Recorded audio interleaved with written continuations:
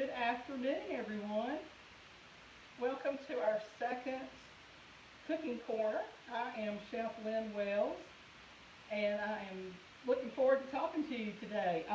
With it being Heart Healthy Month, we've got a great lineup of some great ideas for the DASH diet. And for those of you who don't know, the DASH diet is something that sort of falls under the umbrella of Heart Healthy Month, which February is. The DASH diet stands for Dietary Approaches to Stop Hypertension. So if you are, on high blood pressure medications, or you're trying to, watch your sodium intake, I'm going to follow and give you some good ideas, hopefully, that'll keep your sodium intake down. And if you're not, having to keep your sodium down, then we'll just kind of, do a free-for-all. So some of you all have probably heard of or seen in the restaurants poke bowls or Buddha bowls, protein bowls, and it's sort of the idea of having all of your nutrient elements in one bowl or on one plate or however you want to serve it. But it's really visually eye-appealing and delicious, and I'm going to show you some things. Probably the key element to making these is that you'll have leftovers. So if you have leftovers, let's say you've made some brown rice, you've got some chicken leftover or some seafood leftover, and you've got them in little individual compartments in the refrigerator, and you really kind of don't know what to do with it. Or you've got a red bell pepper that it's not on the verge of going bad, but it needs to be eaten. So I'm going to show you, keep in mind that if everything's sort of prepped or pre-cooked, then this is going to be a great, really kind of cooking or dining in a DASH to play on the acronym for the DASH diet, which again is Dietary Approaches to Stop Hypertension. So let's get started. I'm going to do the first one in a large, shallow bowl. And basically, you can do anything. So if you don't have brown rice, you have maybe some cooked potatoes that you want to dice up, or white rice. It doesn't matter. You can even have some, leftover pasta. But in this case, for today, I'm going to do some, I've got some brown rice and quinoa that I had pre-cooked. And I'm going to put about a half of a cup in the big bowl for a serving. And I'm going to do this in sections. You do not have to do this in sections. This is just, makes it a little bit prettier and kind of, wow your family, if you will. This is also an idea for the kids if you have young children at home, or if you have, grandkids around. This is a great idea to get them involved in assembling these. It's sort of like make your own pizza, but in this case it's make your own protein bowl or Buddha bowl or just Heart Healthy bowl. So I've got about a half a cup of brown rice, and I've got a lot of things going on here. I've got a lot of things prepped, and I'm going to add some cucumber to this. I've got some sliced, and I always, people ask me, you probably notice my cucumbers are, have a little bit of green on them. I always like to factor in some elements on my, about my mom, who I got a lot of cooking tips from, and I'm going to stop here and talk about her. Since it's February, I like using these English cucumbers. You've probably seen them. They're pre-wrapped, and you get them at the grocery store. That is until the summer comes and we can get fresh cucumbers. But I just kind of make a little slice and then take the wrapper off. But my mom, growing up, she never really talked about this, but it was something that I noticed that she did. And back in the day, if you will, I think it was something she was just doing as she learned how to cook to make things a little bit more eye-appealing, because I think we eat with our eyes. So I noticed that she would, peel and then turn the cucumber, and then peel and turn the cucumber, and then rotate it and peel it. And I never asked her why she did that, but isn't it funny how we pick up on things as kids that our parents did? So, and then she would slice it up. So that's what I did here with this cucumber, and it does look pretty. So I'm adding some cucumbers. I'm going back to my bowl now. So I've got my rice and my cucumbers. I have washed my hands, by the way. So I'm going to add some sweet red bell pepper to this. Again, there's no, rhyme or reason, but I just sort of put that in there. And then earlier I shredded these carrots. And now you can buy the pre-shredded carrots if you'd like, but I do like buying a really, fresh carrot. And if it's organic, I usually don't peel them, but if it's just, regular carrot, then I usually peel it. But just shred them and put a little bit on there. And you can see we're already making a really, I think a really eye-appetizing dinner. And then, let's see, I've got cooked some chicken last night, and I've got what I didn't use. I've got a little bit left over, so I'm just gonna put some of that in here. I think I'll put that in the center of the bowl. This is just a couple of chicken breasts that I made a stock with. So I've got the chicken in the middle of the bowl. And then I think we'll add, I love red cabbage. I add it in my slaw, I add it in my stir fry. It is, talk about a pop of color. And so already we've got the rainbow here.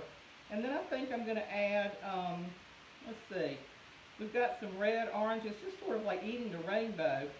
I think I'm going to try some cherry tomatoes. And I always cut the cherry tomatoes in half because, you want it to be easy to eat. And cutting the cherry tomatoes will just make it that much easier. Purple onions to me are a little strong, so I only use just a little bit in this. And then I've got some mango cut up. Now, mango is around really year-round here. Of course, it's, I'm not sure where this came from, what state or country it came from. But this is a great way to use some fruit into your heart-healthy bowl because it adds that sweetness. And then I love to add, so if you're going to, make this and you've got the leftover rice and the chicken, chances are you've already seasoned those. But, to make everything sort of come together, you could either drizzle a little bit of lime, or in this case, I like to drizzle a little bit of extra virgin olive oil, and not a lot, but just a little bit. It sort of brightens it up. And then if you've got something like I love cilantro. Cilantro is one of those herbs, you either love it or you hate it. So the cilantro is going in the top, and just for a little bit of crunch, I love doing these roasted chickpeas. So this is I just took a can of chickpeas. You can hear they're kind of crunchy, and I'm just going to sort of put them in the center. But that is dinner. You've got probably 3 ounces of chicken, a half a cup of brown rice, high fiber. You've got these wonderful vegetables. You can even add your own dressing, which I'm going to talk about my favorite dressing that's homemade in a minute. But this is I think a great dinner. So the way I did the chickpeas is I took a can of garbanzo beans or chickpeas, whatever you're used to calling them, and I rinsed them and I drained them really well, and then I laid them out on a clean paper towel, put another paper towel on top of them. You want to make sure they're really dry, and then I put them on a parchment-lined baking sheet. Preheat the oven to, I did 350. I could have gone higher, but I did 350 and cooked them for about 30 minutes. And I also sprinkled some cumin on there. You could do chili powder or cumin. If you're cutting your salt down, that's a great spice to use to give them some flavor. They're like nuts. They're super high in fiber and protein.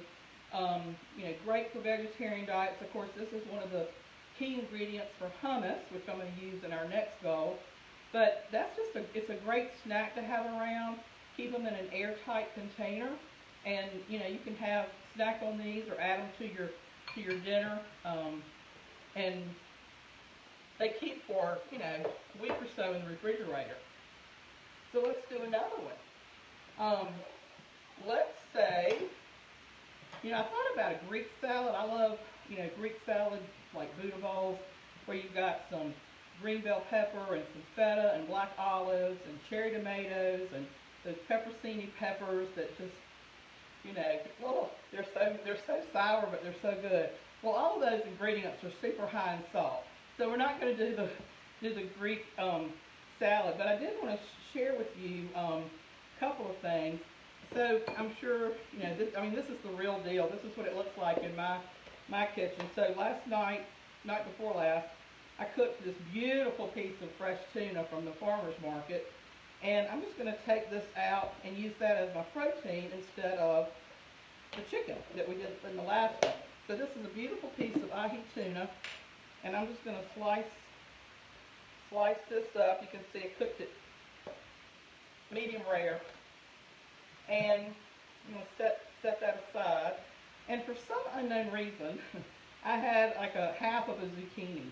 So this is another thing. If you've got any, check your crispers, check your refrigerator. You can also do this all from scratch if you like this idea. But I have this half a zucchini, and what I'm going to do is just cut it in quarter. I'm going to quarter it lengthwise, and then just cut it in bite-sized pieces and add it. It's raw, but we're going to add a wonderful dressing. I told you I was going to give you that recipe. So get your pen and paper ready. So I'm going to add the zucchini on this plate. I've got to give a shout out to my friend Lynn. She's a wonderful potter, and she makes these beautiful pottery plates. So I've got my zucchini there. I love cucumber, and cucumber goes really well with tuna. And you notice this is how picky I am. I almost put the cucumber right up against the zucchini, so we can't have two greens together. Now, I'm not OCD, but I think I'm on the borderline. So I've got some cucumbers in there, and let's add some more red peppers because they're sweet and they're crunchy and they're really good for you. So we're going to put those in here. And now that I've sort of got a little bit of a base, I'm going to add my tuna, put it right there, sort of fan that out in the center. Now, I did that with one hand. It's so easy, y'all. I mean, you can do this at home, and it takes no time. Now I'm going to do, let's see here, what do I want to do? I'm going to do some spring onions. So do some spring onions on top. I'm going to throw in that purple cabbage because it's so pretty and good for you. And I just shredded that. A little bit goes a long way. So I've got that, and I love anything with cucumber and tuna and raw vegetables. I love adding some chopped peanuts. Now, in this case for the class, this is unsalted peanuts. If you have some, I know you've got some peanuts sitting around, so that's going to give you some really nice crunch and flavor. And then, the avocado. So we'll talk a little bit about avocado. I was late falling in love with these. I probably, probably got really turned on to them about 10 years ago. I was at a Habitat for Humanity build, and the homeowners wanted to do lunch for the crew, and they were Hispanic family, and they made this wonderful authentic tortillas and beef and just all the vegetables, and it was a little spicy, I've got to tell you. And the grandmother in her broken English said, put some avocado on it to cool it down, and that is when I fell in love with avocado. So now I just eat them plain. I don't even like an apple, but I eat them plain. So when you go to the grocery store, don't be that person that goes up and squeezes all the fruit, but you can tell if it's super black, like jet black, it's going to be overripe. This one has a little bit of green to it, and I put it in the palm of my hand, and I just barely give it a little, just pressing maybe my thumb in it. And this is a little bit underripe, but I just sort of, and you kind of really take your chances, right? When you're getting a watermelon or an avocado. And so I'm going to slice this and just show you how I take the pit out. It's very easy. You want to make sure you have a sharp knife, and I just, go around and break it off. Another way to tell is if this little pit here where it was on the tree, if it doesn't look too dried up, this is a perfect avocado. I don't know how I did that, but here's your pit, and I'm just going to take my sharp knife and give it one whack and a little twist, and there you have it. And then be very careful as you take that pit off of the knife. So now you can do this several ways. You know, I mean, there's no right or wrong with cutting an avocado. All I'm wanting to do is just slice it to add it to this bowl. So I'm just going to take my small paring knife and just go down like so. Alright, and there you have it. And then I'm going to take a big spoon, get up in here and just scoop it out. And voila, there you have your avocado slices. And we're going to just use a half of an avocado in there. This is, I mean, it's already looking great. And then I'm going to, I love lime, lime with avocado, you know, keep going with that. You've got guacamole. But I'm going to stick these limes in here. You can, you know, when you serve it, they can squeeze that on the whole plate if they'd like. And then I talked about the dressing. This is one of my favorite dressings. I have to give credit to my sister-in-law, Catherine Wells. She gave me this recipe, and it's so good. In a blender, and this may or not be exact, so make it and then taste it and then add as you go. But in a blender, you can buy balsamic glaze, which is a reduction of balsamic vinegar. You buy balsamic glaze, it comes in a squeezed bottle, it's obviously in the vinegar section. I put about a half a bottle in the blender, and then I put a good handful of fresh basil leaves, a good handful.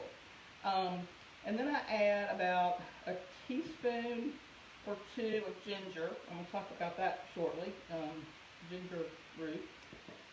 And then a little bit of Dijon mustard. So I'm going to say about a tablespoon of Dijon mustard, 2 tablespoons of honey, maybe a pinch of salt or not. And then I use canola oil or vegetable oil because you're going to refrigerate this, and olive oil will solidify in the refrigerator and canola oil won't. So I usually like using, you know, you can use anything. You can use avocado oil. I know a lot of people are using that now. And then I blend it all up, and it's this beautiful, it kind of has a real light mustard color, but the ginger and the basil and I mean, it's incredible. It's really good. And it's sort of in the vinaigrette family. So I'm just going to drizzle, you know, some of that. I'd probably say 2 teaspoons. And it's fantastic. And then we will finish off. Let's see, what else do you think it needs? I think it needs some carrots. Let's do some carrots. So there we've got our carrots. And you serve this on the table for dinner any time of year, really. Summertime is going to be great because it's light. But if this isn't enough, you could add some, you know, brown rice. You could have a little cup of soup. You could have, I don't know, some crusty bread. But this is another great, you know, combo of leftovers or just a few vegetables that, you know, with prep, if you've got dinner, a heart-healthy meal on, you know, if you're in a hurry and you don't have time. I want to talk to you a little bit about ginger. When you buy ginger, you want to make sure it is very blonde in color, that it's not shriveled up. When you look at the vat of ginger, you'll notice this. And these are like finger-like. And I don't usually buy a whole, you know, finger of ginger. But I usually break it off. It is, you know, if you know ginger, you love ginger. So you do want to peel ginger. Now there's several ways to do this. You can take a teaspoon and you know, get the peeling off. It's just really not edible. Very tough and just doesn't taste good. And you'll come across these little knobs on the finger of ginger. And I am just peeling this with my vegetable peeler. And then, you know, you can slice this and put it in your hot tea. But once I have all of that off, if you don't have a microplane, I highly recommend you getting one. And I'm going to just put this on the tuna plate. But you can take the fresh ginger where you've peeled it, take your microplane, and just grate fresh ginger on top. And it doesn't take very much. It's a little hot, but not spicy. And it's very healthy for you. It's got a lot of gastro-calming effects. And you know, if you want to add, we've got the ginger and the tuna. If you wanted to add some fresh cilantro to that's just, I would order that. So you know, this is just easy, really easy. I've got some hummus here that I put together. You could make another bowl with hummus and dried cranberries or dried raisins, golden raisins I like to use. Use green cabbage, red cabbage, shred it up. Make your little sections of, you know, carrot slices, sweet red bell pepper, yellow and orange. Get into those flavors. Another thing I love to have hummus with is fresh baby spinach. Just, you know, a bed of spinach. Maybe put a little drizzle of your dressing or olive oil, some lemon juice, and hummus with some nuts and dried fruit. And it, again, you can just, the possibilities are endless. In the summertime when blueberries are in season, that's another great way to get some more, you know, color and taste and flavor and sweetness in.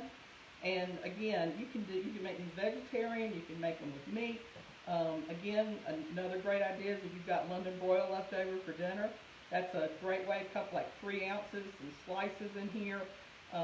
You know, add a few little blue cheese crumbles and maybe some fresh apple slices in. I mean, it's just, you know, the list goes on. But use your imagination. There's no right or wrong. And, you know, this is dinner in a dash. And it's low sodium and it's heart healthy. And I'm glad you were here so I could share all of this. Tune in next month, and I look forward to seeing you then. Thanks for coming to the Cooking Corner.